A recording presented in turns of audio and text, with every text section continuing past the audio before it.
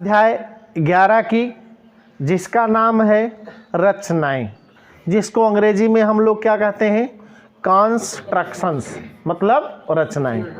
इस अध्याय में आपको मुख्य रूप से पटरी और प्रकार की सहायता से कोण के बनाने की कला सीखनी है। किसी त्रिभुज की तीनों भुजाएं दी हुई हों तो त्रिभुज कैसे बनाया जाता है, इसकी जानकारी आपको इस अध्याय में करनी है। तो सबसे पहले हम आपको ये बतला दें कि कोई रेखा दी हुई हो तो उस रेखा का लंबवर्धक कैसे किया जाता है। मान लीजिए ए बी, हम आपको पढ़ाने जा रहे हैं रेखा का लंबवर्धक करना। चलिए हेडिंग डाल दिया, रेखा का क्या करना, लंबवर्धक करना। रेखा का लंब अर्धक करना। कोई रेखा दी हुई हो तो उसका लंबवर्धक कैसे किया जाए। मान लीजिए ए बी नाम की एक रेखा है, इसका नाम क्या है, हमको क्या करना है, इसका लंब अर्धक करना है। तो किसी भी रेखा का, भैया जी, किसी भी रेखा का लंबवर्धक करने के लिए उस रेखा के आधे से अधिक दूरी लेकर, जैसे अब भैया ब्लैक बोर्ड पर प्रकार से बनाया जाना थोड़ा जटिल है ना, तो हम एक जुगाड़ लगाते हैं। इसको हम मान लेते हैं कि ये मेरा पेंसिल है और ये मान लेते हैं कि ये लंगड़े का नोक है ना।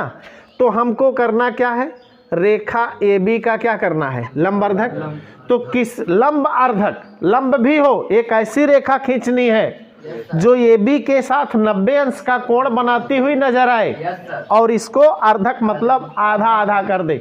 तो किसी भी रेखा का लंबवर्धक खींचने के लिए हम उस रेखा के आधे से अधिक दूरी लेकर, हो गया ना आधे से अधिक, ऊपर भी एक चाप और नीचे, अरे भाई पहले सिरे को केंद्र मानकर आधे से अधिक दूरी लेकर के ऊपर भी एक चाप और फिर वही दूरी लेकर के, वही त्रिज्या लेकर के ऊपर भी एक चाप, और ये काट रहा है मान लो P पर और ये काट रहा है Q पर। अब यदि हम PQ को क्या करें, मिला दें, तो PQ नाम की ये जो रेखा है ना, ये AB का क्या कर रही है, लंब अर्धक कर रही है। इस प्रकार लंबवर्धक किया जाता है। एक बार फिर से आप सभी ध्यान दें, ये एक रचना है। रचना का नाम क्या है, रेखा का लंब अर्धक करना। किसी भी रेखा का लंबवर्धक करना हो तो इसके लिए आप क्या करेंगे, जो रेखा आपके सामने दी हुई होगी उस रेखा के आधे से अधिक की त्रिज्या लेकर, आधे से अधिक दूरी की त्रिज्या लेकर के दोनों सिरों को केंद्र मानते हुए ऊपर और नीचे आप क्या करेंगे, एक एक चाप लगाएंगे। दोनों चाप एक दूसरे को जिन बिंदुओं पर काटते हैं ना, उन बिंदुओं को यदि हम मिला दें तो मिलाने वाली रेखा क्या होती है, दिए गए रेखा का लंबवर्धक होती। मान लीजिए M पर काट रही है ना, आपको यदि हम ये सिद्ध करके दिखा दें कि ये लंब भी है और ये अर्धक भी है, कैसे, आप चाहें तो इसको मिला करके सिद्ध भी कर सकते हैं। यदि हम P से A को मिला दें तो एक त्रिभुज इधर बन जाएगा और एक त्रिभुज इधर बन जाएगा ना। तो PA और PB में क्या संबंध होगा, क्योंकि आपने यही दूरी लेकर के तो चाप लगाया है, तो ये दूरी बराबर है कि नहीं बराबर है, तो ये दोनों त्रिभुज क्या हो जाएंगे, सर्वांग सम हो जाएंगे। लेकिन मुख्य काम आपको क्या सीखना है, रेखा का लंबवर्धक करना। अब इस बात को लिखकर आपको हम बता दें। सर्वप्रथम चलिए रचना हम लिखकर आपको बता देते हैं कि रचना हमने किया कैसे। सर्वप्रथम माने सबसे पहले, सर्वप्रथम AB, रेखा AB के आधे से अधिक की दूरी की त्रिज्या लेकर के बिंदु A को केंद्र मानकर ऊपर तथा नीचे एक एक चाप लगाया। पुनः बिंदु B को केंद्र मानकर वही त्रिज्या लेकर ऊपर और नीचे एक एक, जो एक दूसरे को P और Q पर प्रतिच्छेद करते हैं, PQ को मिला दिया, जो AB को बिंदु M पर प्रतिच्छेद करती है। इस प्रकार रेखा PQ AB का लंब समद्वि भाजक करती है या लंब अर्धक करती है। यही कार्य आप लिखकर भी कर सकते हैं, लिखकर बताया जाए। चलिए सर्वप्रथम क्या किया जाए, सर्वप्रथम माने सबसे पहले, रेखा AB, रेखा AB के आधे से अधिक, के आधे से अधिक की दूरी, आधे से अधिक की दूरी की त्रिज्या लेकर बिंदु A को केंद्र मानकर, बिंदु A को केंद्र मानकर ऊपर और नीचे एक एक चाप लगाया, एक क्या किया, चाप लगाया, तथा बिंदु B को केंद्र मानकर, बिंदु B को क्या कर, केंद्र मानकर वही त्रिज्या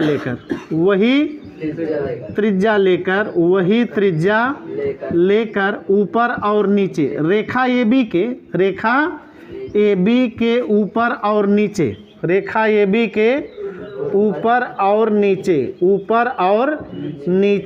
एक एक चाप लगाया,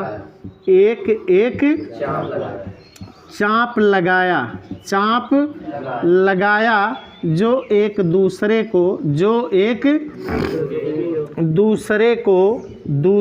को क्रमशः P और Q पर प्रतिच्छेद करते हैं। PQ को मिलाया, क्या किया, PQ को मिलाया, जो रेखा AB को बिंदु M पर प्रतिच्छेद करती है, क्या करती है, प्रतिच्छेद करती है। यही रेखा PM या PQ, यही रेखा PQ AB का, रेखा AB का क्या है, लंब अर्धक है, क्या है, लंब अर्धक है। इति कृतम, इति मतलब यही आपको करना था। धन्यवाद। हाँ, आप सभी भैया जी ध्यान दें, रचनाएं नाम के अध्याय में आपको एक और रचना पढ़नी है। आपकी सुविधा के लिए मैंने लिख दिया है, एक दिए हुए कोण के समद्विभाजक की रचना करना। मान लीजिए कोई एक कोण दिया हो, जैसे यह कोण दिया है, तो इसका हम अपनी ओर से कुछ नाम दे देते हैं। क्या नाम दे दिया, हमको पढ़ना क्या है, हमारी पढ़ाई एकदम स्पष्ट होनी चाहिए। प्रश्न आपके सामने पेश है, एक दिए हुए कोण के, तो ये कोण दिया है, आपको करना क्या है, इस कोण का समद्विभाजक करना है। अच्छा, एक बात बताइए, समद्विभाजक करने का मतलब क्या होता है? कोई भी कोण हो उसको दो बराबर भागों में बांटना, कोई भी रेखा हो उसको दो बराबर भागों में बांटना, यानी किसी भी राशि को दो बराबर भागों में बांटना ही तो समद्विभाजक कहलाता है। तो हमको कोई राशि नहीं दो बराबर भागों में बांटनी है, बल्कि एक कोण को दो बराबर भागों में बांटना है। तो आपके सामने दिया है, जैसे आप परमेय पढ़ा करते थे, तो परमेय को सिद्ध करने के लिए आपको 4 चरण में सिद्ध करना होता था ना। सबसे पहले आप क्या लिखते थे, दिया है, फिर लिखते थे आप सिद्ध करना है, फिर आवश्यकता यदि पड़ती थी तो रचना लिखते थे, और फिर लास्ट में उपपत्ति लिखते थे, जिसमें आप सबूत प्रमाण प्रस्तुत करते थे अपनी बात को सत्यापित करने के लिए। तो ऐसे परमेय का एक छोटा पार्ट मान लीजिए रचना है। तो रचना में भी कुछ दिया है और रचना आपको कुछ करनी है। तो क्या दिया है भाई, एक दिए हुए कोण के समद्विभाजक की रचना करना, ये आपका प्रश्न है। तो इस प्रश्न में क्या दे रखा है कि ABC एक कोण है। अब आपको करना क्या है, इस कोण को दो बराबर भागों में बांटना है। हेलो भैया, दिया है, आप चाहें तो लिख भी सकते हैं। क्या दिया है, चलिए लिख ही देते हैं। दिया है क्या दिया है? ए बी सी एक कोण है। ए बी सी क्या है? एक कोण है। ए बी सी क्या है? रचना करनी है। क्या करनी है? रचना करनी है। रचना करनी है कोण ए बी सी के समद्विभाजक की। कोण ए बी सी, थोड़ा हम कोण और दूरी पर बना देते हैं। रचना करनी है, मान लीजिए ये कोण यहाँ दिया है, ठीक है ना, दिया है, क्या दिया है? ए बी सी एक कोण है। रचना करनी है कोण ए बी सी के समद्विभाजक की। समद्विभाजक की, समद्विभाजक खींचने की। आपको क्या करना है? समद्विभाजक खींचना है ना। अब रचना में कैसे कैसे कार्य होगा, इसी की पढ़ाई आपको करनी है। भैया जी ध्यान दें, दिया है ए बी सी एक कोण है। रचना करनी है कोण ए बी सी के समद्विभाजक खींचने की। क्या करना है? कोण ए बी सी का आपको क्या करना है? समद्विभाजक खींचना है। अब आ गई बारी रचना की। तो रचना की शुरुआत कैसे की जाए? सर्वप्रथम, सर्वप्रथम माने सबसे पहले, सर्वप्रथम बिंदु बी को केंद्र मानकर। किसको केंद्र मानकर? बिंदु बी को हमने केंद्र माना, कोई त्रिज्या लेकर, ना बहुत छोटी ना बहुत उचित दूरी की। सर्वप्रथम बिंदु बी को केंद्र मानकर कोई त्रिज्या लेकर एक चाप लगाया, जो ए बी को पी पर, मान लो ये पी पर काटती है, और बी सी को क्यू पर। भैया जी ध्यान दें, सर्वप्रथम हमने क्या किया? बिंदु बी को केंद्र माना और कोई उचित दूरी की त्रिज्या लेकर, ना बहुत बड़ी हो ना बहुत छोटी हो, जिससे चाप आसानी से प्रकार के द्वारा लगाया जा सके। बहुत बड़ा भी नहीं होना चाहिए, उचित माप की दूरी की त्रिज्या लेकर आप चाप लगाइए। अब इसी बात को यहाँ लिख दिया जाए। सर्वप्रथम बिंदु बी को, किसको? बिंदु बी को केंद्र मानकर, केंद्र मानकर एक उचित दूरी, एक उचित दूरी की त्रिज्या लेकर, उचित दूरी की त्रिज्या लेकर एक चाप लगाया। एक क्या किया? चाप लगाया। आपने चाप लगाया तो कौन घटना घटी? जो ए बी को बिंदु पी पर तथा बी सी को बिंदु क्यू पर काटती है। चाप लगाया जो ए बी को बिंदु पी पर तथा बी सी को बिंदु क्यू पर काटती है या प्रतिच्छेद करती है। चलिए, काटती है ही हमने लिख दिया। अब इसके बाद दूसरा स्टेप क्या है? बिंदु P को केंद्र मानकर, किसको?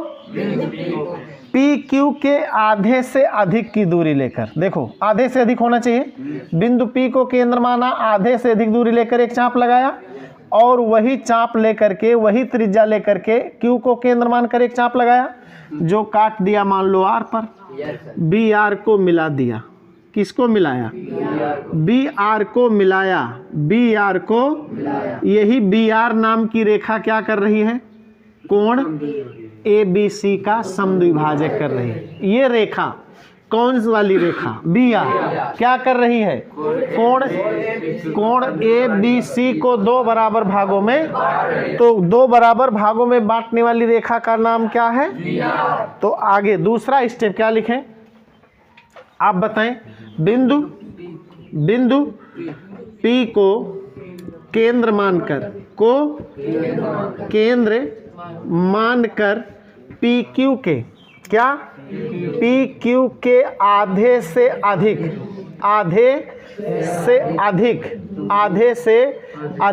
की दूरी की त्रिज्या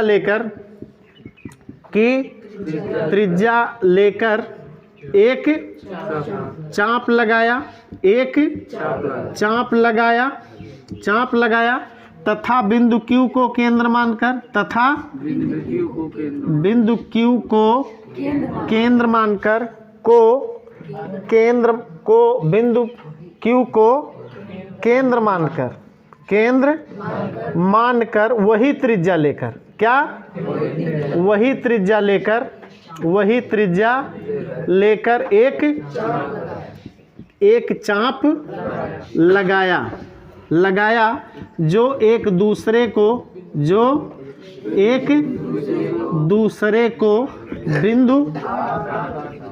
बिंदु किस पर, R पर प्रतिच्छेद करती है, R पर प्रतिच्छेद करती है। BR को मिलाया,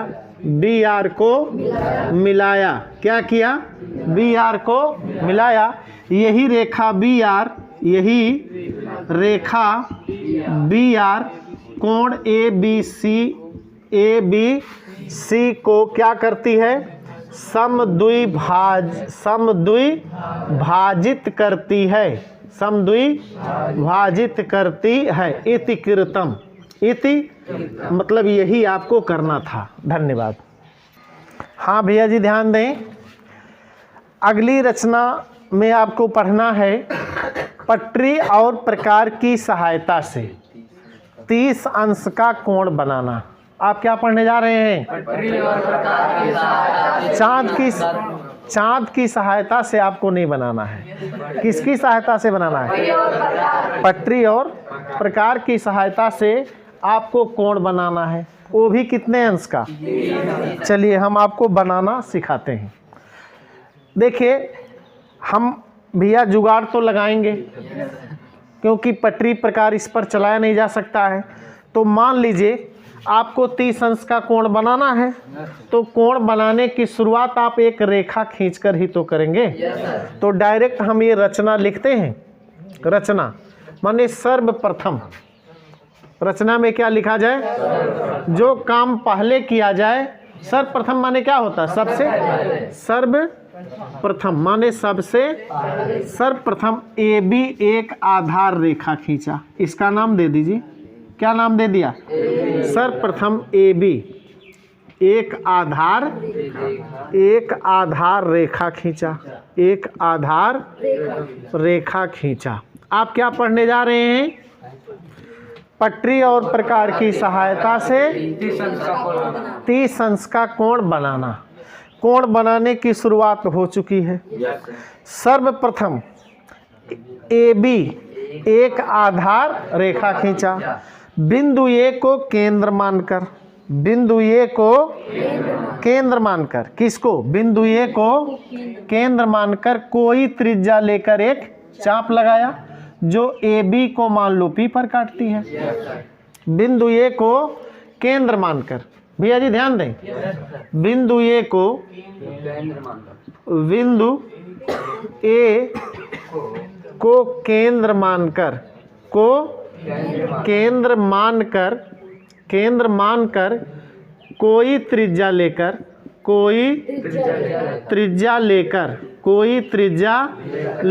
एक चाप लगाया, एक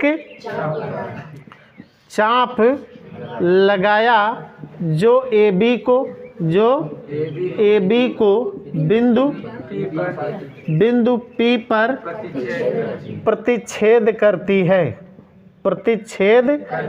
करती है। एक काम हुआ। हमने क्या किया था आपको एक बार फिर से याद दिला दें। बिंदु A को केंद्र मानकर कोई त्रिज्या लेकर एक चाप लगाया। फिर बिंदु P को केंद्र मानकर वही त्रिज्या लेकर एक चाप लगाया जो पहले चाप को Q पर काटती है। AQ को मिलाया। अब ये जो कोण बनेगा ना, AQ को मिलाने से ये 60 अंश का बनेगा। कितने का बनेगा? ये जो कोण बन रहा है ना, ये 60 का बनेगा। और 60 का यदि पहला चाप जो लगता है ना, वो 60 अंश का कोण बनता है। यानी कोई भी कोण आपको बनाना होगा भविष्य में पटरी और प्रकार की सहायता से, तो बिना 60 अंश के कोण बनाए कोई भी कोण का बनाया जाना असंभव है। चाहे आप आगे चल करके भी तमाम प्रकार के कोण के बारे में हम आपको बताएंगे, लेकिन शुरुआत में हमने आपको क्या पढ़ाने की शुरुआत किया है? 30 अंश का कोण बनाना। तो 30 अंश का हो, 90 अंश का हो, 45 अंश का हो, 60 अंश का हो, 120 अंश का हो, 135 का हो, 50 का हो, चाहे जितने अंश का हो, कोण यदि आपको बनाना है तो बिना 60 अंश के कोण बनाए कोई भी कोण बनाया नहीं जा सकता है। तो ये हर कोण के लिए आपको ये तैयारी आपको करनी पड़ेगी, तो आपकी पढ़ाई के लिए सबसे महत्वपूर्ण है। हाँ, रचना में मैंने कहाँ तक लिखा? सर्वप्रथम AB एक आधार रेखा खींचा, बिंदु ए को केंद्र मानकर कोई त्रिज्या लेकर एक चाप लगाया जो AB को बिंदु P पर प्रतिच्छेद करती है। बिंदु P को क्या? बिंदु P को केंद्र मानकर, बिंदु P को केंद्र मानकर वही त्रिज्या लेकर, क्या? वही त्रिज्या लेकर, वही त्रिज्या लेकर एक चाप लगाया, एक चाप लगाया जो पहले चाप को, ये पहले था ना, जो पहले चाप को, जो पहले चाप को बिंदु Q पर काटती है AQ को मिलाते हुए आगे तक बढ़ाया, AQ को मिलाते हुए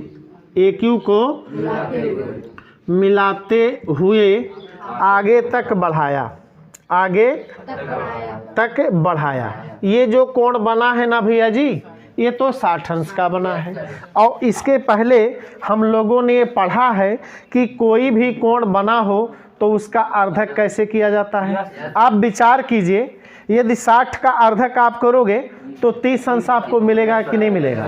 फिर 30 का अर्धक कर दोगे 15 अंश मिलेगा कि नहीं मिलेगा? फिर 15 अंश का अर्धक कर दोगे तो यदि आप अर्धक करना जानते हो ना, तो कोण का बनाना समझ लो आपको आ गया। तो 60 का बना है, अब 60 का क्या करें? तो कैसे अर्धक किया जाता है? P को केंद्र मानो और PQ के आधे से अधिक की दूरी लेकर के चाप लगाओ। तो P को मैंने केंद्र माना, आधे से अधिक दूरी लेकर एक चाप लगाया, फिर Q को केंद्र माना, आधे से अधिक दूरी लेकर एक। अब ये मान लो काट दिया R पर, कहाँ काटा? अब AR को क्या किया? मिला दिया। तो ये जो कोण बना है ना, ये कितने का बना है? 30 अंश का। काहे को 30 अंश है भाई? 60 बना था, हमने अर्धक कर दिया, 30 अंश का हमारा तैयार हो गया। आगे तक बढ़ाया, आगे तक पुनः बिंदु P को केंद्र मानकर, पुनः बिंदु P को केंद्र मानकर PQ के आधे से अधिक, PQ के आधे से अधिक की दूरी, आधे से अधिक की दूरी की त्रिज्या लेकर एक क्या किया? एक चाप लगाया तथा बिंदु Q को केंद्र मानकर वही त्रिज्या लेकर एक चाप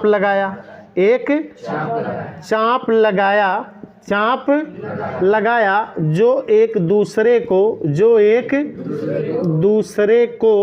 बिंदु R पर प्रतिच्छेद करती है BR को नहीं भाई, प्रतिच्छेद करती है AR को मिलाया। इस